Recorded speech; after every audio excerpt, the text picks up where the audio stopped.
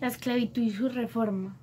La esclavitud fue un proceso que moldeó la sociedad colonial y tuvo amplias repercusiones en la formación de la República en Colombia.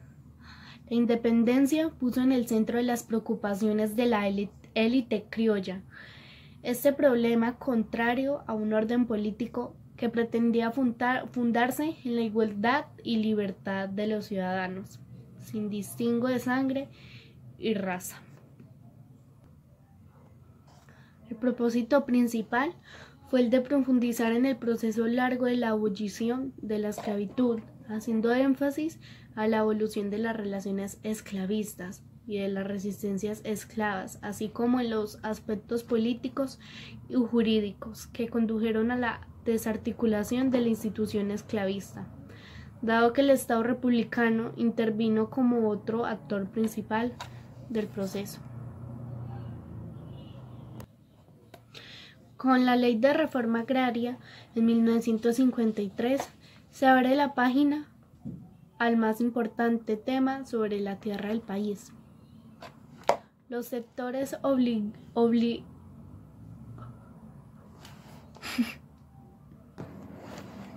Con la Ley de Reforma Agraria en 1953 se abre la página al más importante tema sobre la tierra del país.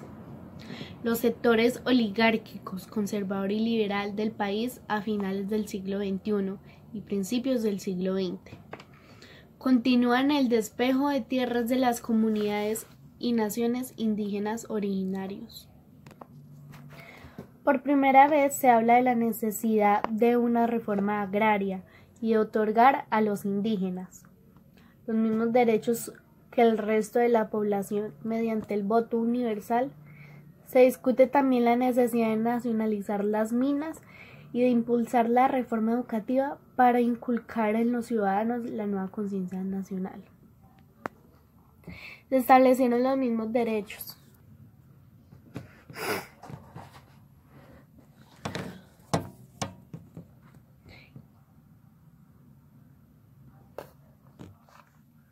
La revuelta de los terratenientes conservadores se concentró en el sur y el oeste de la Nueva Granada.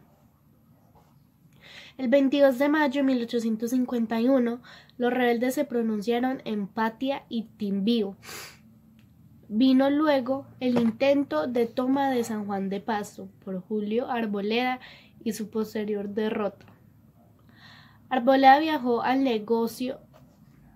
La revuelta de los terratenientes conservadores se concentró en el sur y el oeste de la Nueva Granada.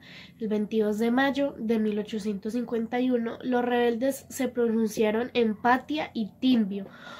Vino luego el intento de toma de San Juan de Pasto por Julio Arboleda y su posterior derrota. Arboleda viajó a negociar ambas armas y municiones con el gobierno ecuatoriano, a cambio de ceder rentas de las provincias vecinas al Ecuador.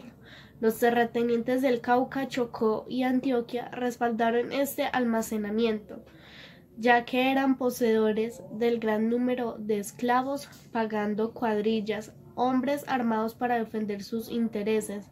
Otros levantamientos sucedieron en Sogamoso, Mariquita, Guaticata y el Guamo. El 1 de julio estalló una revuelta en el sur del país, particularmente en Popayán, Pasto y Cali, donde los conservadores promovieron partidos armados.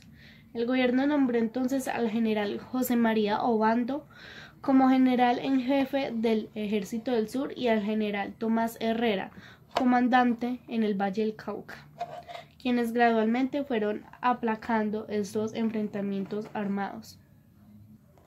Las ideas principales de la reforma liberal de Colombia son: la Constitución de 1886 aparecía como una carta teocrática,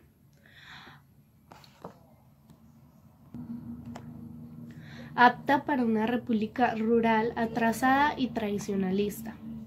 La crisis económica de 1929 y los graves conflictos rurales y obreros de la década del 20 parecían exigir nuevos instrumentos legales.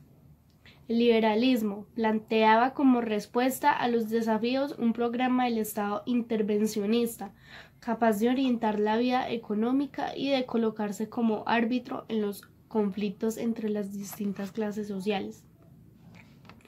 El gobierno de Alfonso López, elegido en 1934, sin oposición conservadora, asumió en forma inmediata el propósito de reformar la Carta y desde septiembre presentó al Congreso diversos proyectos en esta dirección. El gobierno terminó imponiendo su criterio, de modo que finalmente se decidió que sería el Congreso el que asumiría la tarea y que se trataría de una reforma parcial. La tarea se inició en serio en la legislatura de 1935, conformada exclusivamente por miembros del Partido Liberal. En efecto, el conservatismo había decretado la abstención electoral desde 1934 y practicaba una oposición radical.